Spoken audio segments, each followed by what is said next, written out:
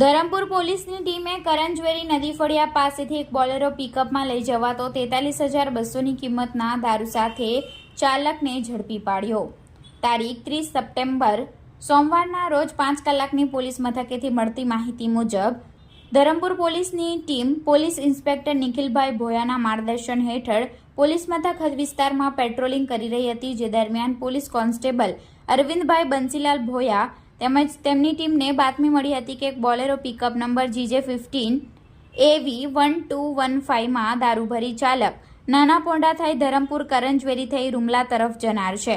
જે બાતમીના આધારે ધરમપુર પોલીસની ટીમે કરંજવેરી નદી ફળિયા કાંગવી નેશનલ હાઈવે નંબર 56 રોડ ઉપર બાતમીવાળા ટેમ્પાની વોચ ગોઠવી હતી। જે દરમિયાન બાતમીવાળો ટેમ્પો આવતા પોલીસની ટીમે નાકાબંધી કરી ટેમ્પોને ઊભી રાખી દીધો હતો। જોકે પોલીસને જોઈ ચાલક ભાગવા જતા પોલીસની ટીમે ચાલકને પણ ઝડપી લીધો હતો।